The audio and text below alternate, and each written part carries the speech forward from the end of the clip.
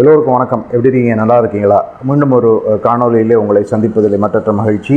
ஒரு மிக முக்கியமான ஒரு தலைப்பு. தமிழகத்திலே கடந்த 48 மணி நேரங்களில் நடத்திருக்கும் அரசியல் சம்பவங்கள் ஒரு திட்டமிட்ட சம்பவங்களா இல்லை அரசியல் நாடகங்களா அப்படிங்கிறத நம்ம பார்க்க போகிறோம். முக்கியமாக நேற்றைக்கு அயோத்தியிலே ராமபிரானுடைய கோயிலில் பட்டாபிஷேகம் நடந்த அந்த விழா பிரம்மாண்டமாக நடந்து இருக்கிறது. அந்த விழா நாடெங்கிலும் உள்ள இந்துக்களிடையே ஒரு எழுச்சியை ஏற்படுத்தி இருக்கிறது என்ற அளவில் மட்டுமல்லாமல் இந்த நாட்டில் உள்ள பல்லாயிரக்கணக்கான கோவில்களிலே நேரடியாக அந்த நிகழ்ச்சிகள் ஒளிபரப்பப்பட்டு மக்கள் அதில் பங்கு பெற்று அவருடைய நம்பிக்கைக்குரிய கடவுளுடைய ஆசீர்வாதத்தை பெற்றார்கள் என்பது ஒருபுறம் இருக்க, தமிழகத்தை பொறுத்தவரை அந்த மாதிரி நிகழ்வுகளுக்கு தடை விதிக்கப்பட்டதாக செய்திகள் நேற்று காலையிலிருந்தே உலா வந்து கொண்டிருந்தன. பல இடங்களிலே இந்துக்களும் கட்சிசாரா இந்துக்களும் அல்லாமல் அங்குள்ள இந்து முன்னணியினர் மற்றும் பாஜகவினர் தொடர்ந்து அவர்களுக்கு அனுமதி மறுப்பதாக செய்திகள் வண்ணம் இருந்தன. இதை பற்றி தமிழக பயணத்தில் இருந்த நிர்மலா சீதாராமனும் பதிவுகளிட அதை மறுத்து மாநிலத்தினுடைய அறநிலையத்துறை அமைச்சராக இருக்கக்கூடிய திரு சேகர் பாபு அவர்கள் ஒரு பெரிய ஒரு கீச்சு இட்டிருந்தார். அந்த கீச்சிலே, அதாவது வலைத்தளத்திலே அவர் போட்டிருந்த அந்த தகவலிலே ஒரு மத்திய அமைச்சர் தரம் தாழ்ந்து நடந்து கொள்கிறார் என்று சொல்லியிருந்தார். இதே நேரத்திலே இந்த தடைகளை எதிர்த்து பல இடங்களிலே காவல்துறையினர், மாவட்ட காவல்துறையினர் அனுமதி மறுப்பு கடிதங்களை கொடுத்து, அதாவது இவர்கள் கொடுத்த இந்துக்கள் அல்லது பாஜகவினர் கொடுத்த அனுமதி கோரும் கடிதங்களை அவர்கள் வாய்வழியாக மறுத்து அந்த தகவல்கள் வெளியான நிலையிலே நேற்று காலை சென்னை உயர்நீதிமன்றத்திலும் டெல்லி உச்சநீதிமன்றத்திலுமே பாஜகவினர் வழக்கு தொடுத்திருந்தார்கள். அந்த வழக்கு வேகமாக விசாரணைக்கு எடுத்துக்கொண்ட உச்சநீதிமன்றம் உயர்நீதிமன்றம் தமிழக அரசு இந்த மாதிரி தடைகளை செய்வதற்கான உரிமை இல்லை என்று சொல்வதோடு மட்டுமல்லாமல் கோவில்களிலே இந்த LED திரைகளை வைத்து நேரடி ஒளிபரப்பு செய்வதற்கு யாருடைய உரிமையும் தேவையில்லை, யாருடைய அனுமதியும் தேவையில்லை என்று திட்டவட்டமாக தெரிவித்திருந்தார்கள். ஆக ஒருபுறம் அமைச்சர் சேகர் பாபு இந்த மாதிரி தடை எதுவுமே கிடையாது, எல்லா விதமான பூஜைகளும் புனஸ்காரங்களும் அன்னதானங்களும் அதுபோல் இந்த நேரடி ஒளிபரப்புகளும் அனுமதி கோரிய இடத்திலே வழங்கி இருக்கிறோம், தடை ஒன்றும் இல்லை என்று சொன்ன அதே வேளையிலே உச்சநீதிமன்றம் உயர்நீதிமன்றம் இப்படி ஒரு தகவலை தெரிவித்திருந்தது. பாஜகவுடைய தரப்புக்கு ஒரு பெரிய வெற்றியாக இருந்தது என்பதில் எந்த விதமான சந்தேகம் கிடையாது. அரசை பொறுத்தவரை அவர்கள் நாங்கள் எந்த விதமான எழுத்துப்பூர்வமான உத்தரவையும் பிறக்கவில்லை, ஒரு ஜிஓ கொடுக்கவில்லை என்று சொல்லி, ஆனாலும் பல இடங்களில் வாய் வழியாக அரசு அதிகாரிகள், மாவட்ட ஆட்சியர்கள், மாவட்ட கண்காணிப்பாளர்கள், டிஎஸ்பி, எஸ்பி போன்றோர் அவர்களெல்லாம் இந்த விழாவிற்கான மறுப்புகளை தெரிவித்த நிலையிலே திமுக அரசை பொறுத்தவரை, தமிழக அரசை பொறுத்தவரை இது ஒரு பின்னடைவாகத்தான் மாறியது.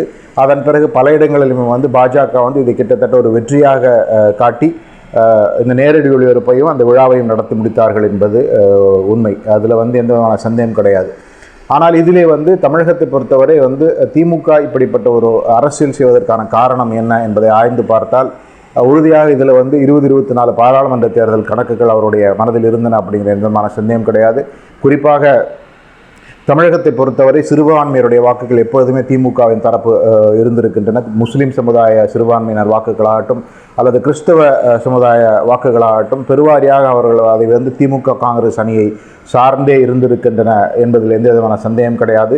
அந்த சிறுபான்மையினுடைய வாக்குகளை மீண்டும் கைப்பற்றுவதற்காக, தக்க வைத்துக் கொள்வதற்காக திமுக இப்படிப்பட்ட ஒரு நடவடிக்கை எடுக்கிறது என்று சொல்பவர்கள் பலரும் இருக்கிறார்கள். அதே வேளையிலே கடந்த சில மாதங்களுக்கு முன்பு பாஜகவுடைய கூட்டணி இருந்து விலகிய அண்ணா திராவிட முன்னேற்ற கழகமும் அதன் தலைவர் எடப்பாடி பழனிசாமியுமே கூட பல இடங்களிலே முஸ்லீம் கம்யூனிட்டி அவுட்ரீச், அதாவது சிறுபான்மை மக்கள், முஸ்லீம் மக்களுடைய வாக்குகள், முஸ்லீம் மக்களுடைய ஆதரவை தங்கள் பக்கம் கவருவதற்காக பல நடவடிக்கைகளிலே எடப்பாடி பழனிசாமி அவருடைய கட்சிகளும் எடுத்து வந்திருக்கிறார்கள் என்பதிலே குறிப்பாக பார்க்க வேண்டும். இன்னும் சொல்லப்போனால் நேற்று நடக்கும் விழாவிற்கு பெரிய அளவில் எடப்பாடி பழனிசாமி தரப்பிலிருந்து அந்த விழாவுக்கு வாழ்த்தோ அல்லது அந்த விழாவுக்கு பிரதமரை வாழ்த்தி எதுவும் தகவலும் கொடுக்கவில்லை, ஒரு செய்தியும் கொடுக்கவில்லை என்பதிலிருந்தே அதிமுகவை பொறுத்தவரை அவர்களும் இங்கே மைனாரிட்டி வாக்குகளை குறிவைக்க ஆரம்பித்து விட்டார்கள் அப்படின்னு சொல்பவர்கள் பலரும் இருக்கிறார்கள். இது ஓரளவுக்கு யதார்த்தமும் கூட. ஆனால் இன்றிருக்கும் அரசியல் சூழ்நிலையிலே 2024 பாராளுமன்ற தேர்தலில் எந்த அளவிற்கு சிறுபான்மை வாக்குகள், குறிப்பாக முஸ்லீம் சமுதாய வாக்குகள் அதிமுகவுக்கு போகும் என்பது ஒரு கேள்விக்குறியாக இருந்த வேளையிலுமே கூட அந்த சமுதாயத்தினருடைய ஆதரவை தக்க வைத்துக் கொள்ள உறுதியாக திமுக இந்த மாதிரி ஒரு நடவடிக்கைகளிலே இறங்கி ஒரு மாதிரி குழப்ப நிலையை ஏற்படுத்தி இறுதியாக நீதிமன்ற தலையிட்டால் அந்த குழப்ப நிலை மேலும் குழப்பமாக மாறிவிட்டது அப்படிங்கிறதுல சந்தேகமில்லை. இப்படிப்பட்ட அரசியலை இங்கே பாஜக செய்வதற்கு காரணம் என்ன அப்படிங்கிற ஒரு சிந்தனை பலரிடத்தும் இருக்கிறது. குறிப்பாக இங்கே வந்து தமிழ்நாட்டில் வந்து இந்த மாதிரி ஒரு அரசியல் எடுபடாது, மத ரீதியிலான அரசியல் வந்து இங்கே எடுபடாது, இங்கே வந்து பிராமணர்கள் அல்லது ஹிந்துக்களுடைய வாக்கு வங்கிங்கிறது ஒன்றுமே கிடையாது, அதனால் வந்து பாஜகவுக்கு இங்கு அரசியல் லாபம் எதுவுமே கிடையாது என்ற சூழ்நிலையிலே அவர்கள் எதற்கு இப்படி செய்ய வேண்டும் என்று கேட்பவர்கள் நிறைவேறியிருக்கிறார்கள். அமைச்சர் சேகர் பாபு அவர்களுமே கூட எதற்கு நிர்மலா சீதாராமன் அவர்கள் அயோத்திக்கு செல்லாமல் டெல்லியில் இருக்காமல் தமிழகத்திலே வந்து பிரச்சனை செய்து கொண்டிருக்கிறார், தமிழகத்திலே குழப்பம் விளைவித்துக் கொண்டிருக்கிறார் என்ற ரீதியான ஒரு அறிக்கையை வெளியிட்டிருந்தார், ஒரு பேட்டியை கொடுத்திருந்தார். இந்த கண்ணோட்டத்தில் பார்த்தோம் என்றால் உண்மையிலே பாரத பிரதமர் நரேந்திர மோடியை தவிர, அதே போல் உத்தரப்பிரதேசத்தில் அங்கே முதல்வராக இருக்கும் யோகி ஆதித்யநாத்தை தவிர வேறு எந்த தலைவருமே வந்து எந்த பாஜக மாநில முதல்வரோ அல்லது கட்சியினுடைய மூத்த தலைவர்களோ இந்த அயோத்தி ராமபிரானுடைய விழாவிலே பங்கு கொள்ளவில்லை என்பது குறிப்பாக பார்க்க வேண்டும். அனைத்து மூத்த மந்திரிகளும் அனைத்து அமைச்சர்களும் அதே போல் மாநில அளவு தலைவர்கள் மத்திய அளவு தலைவர்கள் அனைவருமே வந்து அவர்களுடைய மாநிலங்களிலே இருந்து இந்த விழா சம்பந்தப்பட்ட நடவடிக்கைகளில் ஈடுபட வேண்டும் என்று தெளிவாக அந்த கட்சியினருக்கான உத்தரவிட்டிருந்தது என்பது பலரும் சொல்லுகிறார்கள். அந்த அடிப்படையிலே தான் நிர்மலா சீதாராமன் சென்னைக்கு அருகே காஞ்சிபுரத்திலே வந்து முகாமிட்டிருந்தார் என்று தகவல்கள் சொல்லுகின்றன. ஆக இங்கு தமிழ்நாட்டில் வந்து இந்த மாதிரி அரசியல் எடுபடாது, இந்துக்கள் ஆதரவு அரசியல் அல்லது கடவுள் ஆதரவு அரசியல் வந்து இங்கே திராவிட முன்னேற்ற கழகம் அண்ணா திராவிட முன்னேற்ற கழகம் இருக்கின்ற சூழ்நிலையை வந்து எடுபடாது என்ற சூழ்நிலையிலே எதற்காக பாஜக இப்படி செய்ய வேண்டும் என்பதற்கான விடை தேசிய அரசியலில் இருக்கிறது என்பதை நாம் புரிந்து கொள்ள வேண்டும். குறிப்பாக சமீப மாதங்களிலே, அதாவது அந்த 5 வட மாநில சட்டமன்ற தேர்தல்கள் நடந்த பிறகு அந்த மாநில சட்டமன்ற தேர்தலில் கூட உதயநிதி ஸ்டாலினுடைய சனாதன ஒழிப்பு பேச்சு, திமுக 2ஆம் மட்ட தலைவருடைய ஹிந்தி எதிர்ப்பு பேச்சுக்கள் வந்து பெரிய அளவிலே பயன்படுத்தப்பட்டன. அதன் மூலமாக வாக்குகள் ஓரளவுக்கு கூடுதலாக பாஜகவுக்கு கிடைத்தன என்று சொல்பவர்கள் பலரும் இருக்கிறார்கள். அதே திட்டத்தின் ஒரு பகுதியாகத்தான் இப்பொழுது மீண்டும் திராவிட முன்னேற்ற கழகம் எப்படி தமிழகத்திலே ஒரு இந்துக்களை வெறுக்கின்ற கட்சியாக இருக்கிறது, இந்துக்களுடைய நம்பிக்கைகளுக்கு எதிரான கட்சியாக இருக்கிறது என்பதை நேற்று நடந்த ஒரு சம்பவங்களை வந்து வடமாநிலங்களிலே மிகவும் பெரிதுபடுத்தி பாஜக பயன்படுத்தும் என்று சொல்பவர்கள் தான் நிறைய இருக்கிறார்கள். இந்த திட்டத்தின் ஒரு பகுதியாகத்தான் இங்கே வந்து நிர்மலா சீதாராமன் முகாமிட்டு இந்த நடவடிக்கைகளை வந்து மேற்கொண்டார் என்று சொல்பவர்கள் பலரும் இருக்கிறார்கள். பாஜகவை பொறுத்தவரை வந்து திமுக சொல்லுவது போல மதத்திலே அரசியலை கலக்கிறார்கள் என்ற ஒரு குற்றச்சாட்டுக்கு அவருடைய பதில் வந்து மதத்தை அரசியல் கலப்பது அப்படிங்கிறது வந்து பாஜகவுக்கு புதிதல்ல.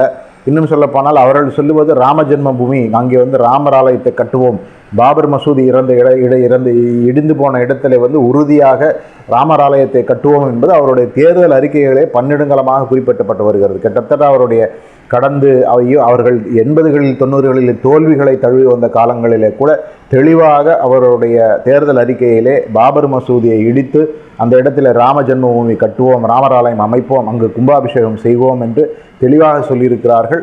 அதை சொல்லி முடித்து அதை நிறைவேற்றியிருக்கிறார் பிரதமர் நரேந்திர மோடி என்ற அளவிலே இது அவர்களுக்கு ஒரு தேர்தல் ஆயுதமாக கட்டாயமாக பயன்படும் என்பதில் சந்தேகமில்லை.